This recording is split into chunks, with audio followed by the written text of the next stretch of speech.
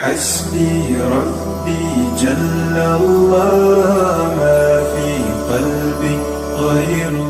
آخر کار سلمان فارسی اپنے حصے کی جب خندق کھود رہے ہیں، جو 10 بندے ان کے ساتھ وہ پورا زور لگا رہے ہیں، ایک ایسی چٹان سامنے آئی کہ جس پہ کدالیں مارتے ہیں لیکن وہ ٹوٹتی نہیں ہے۔ پریشان ہو گئے کہ اللہ کے رسول نے جو نشان لگایا ہے کہ اس لائن پر کھدائی کرنی ہے، یہ اسی لائن کا پتھر ہے، ہم رخ چینج بھی نہیں کر سکتے کہ رسول اللہ نے نشان لگایا ہے، اس لیے اس کو توڑنا ضروری ہے۔ حضرت سلمان فارسی آئے، اے اللہ کے رسول ایک ایسی سخت چٹان ہے جو ٹوٹ نہیں رہی۔ اللہ کے رسول نے فرمایا آؤ میں آپ کے ساتھ چلتا ہوں۔ حضور نے اپنی چادر مبارک اس خندق کے باہر ایک پتھر پہ رکھی اور آپ خود خندق میں اتر گئے۔ آپ نے کدال لی، آپ کو اللہ نے بڑی طاقت عطا فرمائی تھی۔ اللہ کے رسول نے 3 ضربیں پوری طاقت سے لگائیں اور تینوں ضربوں کے بعد وہ چٹان ٹکڑے ٹکڑے ہو گئی۔ جب آپ باہر نکلے، سلمان فارسی نے عرض کی کہ جب آپ نے پہلی ضرب لگائی تو میں نے دیکھا پتھر اور کدال کی جو ضرب ہے اس سے آگ نکلی ہے اور روشنی آئی ہے، دوسری میں بھی اور تیسری ضرب میں بھی۔ حضور نے فرمایا تم نے دیکھا ہے روشنی کو؟ کہا جی میں نے دیکھا ہے۔ فرمایا جب پہلی مرتبہ یہ ضرب میں نے لگائی، اللہ نے اس روشنی میں مجھے ملک شام کے محل دکھا دیے کہ اللہ تمہیں اس ملک کی بھی فتح عطا کرنے والا ہے۔ اور پھر میں نے اگلی ضرب لگائی، اللہ نے مجھے کسرا ایران کی فتح کی خوشخبری عطا فرمائی۔ اور جب میں نے اس سے اگلی ضرب لگائی، مجھے کیسر روم یعنی روم کے محلات بھی یہ سرخ رنگ کے ہیں وہ دکھائے کہ آپ کے صحابہ ان خطوں کو بھی فتح کرنے والے ہیں۔ اس طرح 3 ضربوں میں آپ نے 3 بشارتیں دی ہیں۔ اور پھر وہ وقت آیا چند سالوں میں کہ آپ کی یہ پیشنگوئی پوری ہوئی، اللہ نے انہی صحابہ کے ہاتھوں ملک شام بھی فتح کرا دیا، پورا روم فتح کرا دیا، اور دنیا کی سپر پاور ایران کو بھی اللہ کی مدد سے نبی کے صحابہ نے فتح فرما دیا ہے۔ اور حضور علیہ السلام باہر آئے۔ اب جب آپ اس مقام پر ضرب لگا رہے تھے، عین اس موقع پر ایک صحابی آئے، یا رسول اللہ بھوک کا عجیب عالم ہے، یہ دیکھیں پیٹ پہ پتھر بند ہے، کمر سیدھی نہیں ہو رہی۔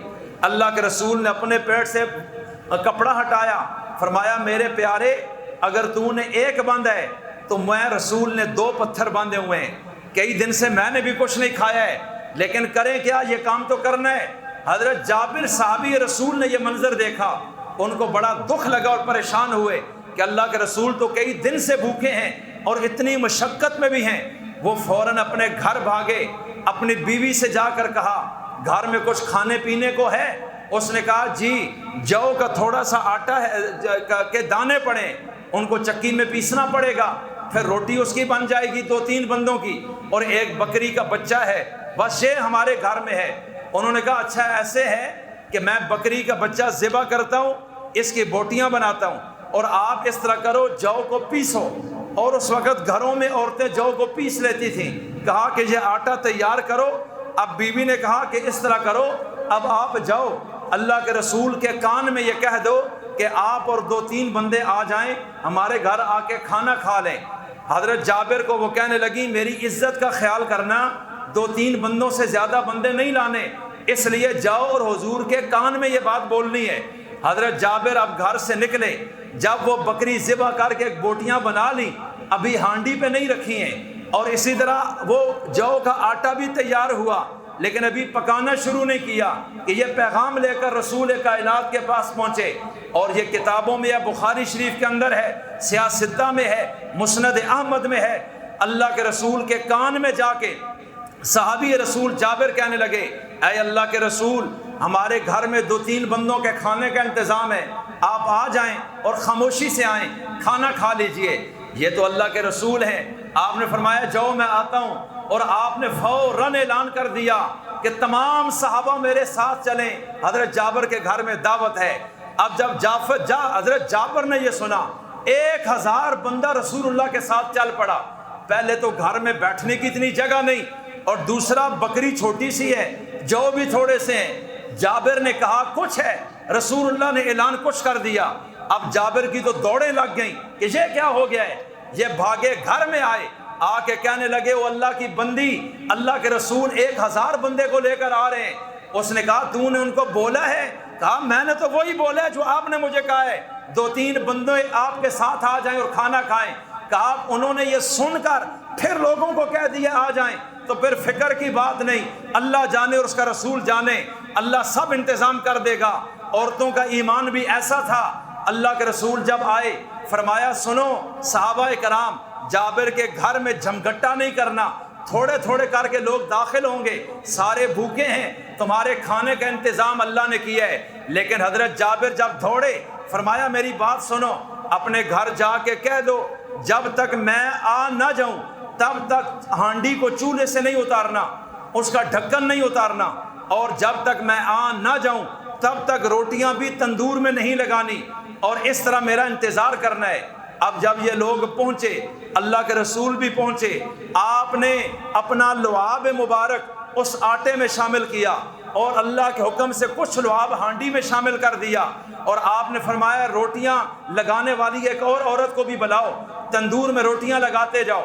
اب یہ اندر سے آٹا نکال کر روٹیاں لگاتی جا رہی ہیں، اور حضور نے فرمایا ڈھکن اتارنا نہیں ہے، بس اسی طرح ڈھکن اٹھا کے سالن نکالتے جاؤ۔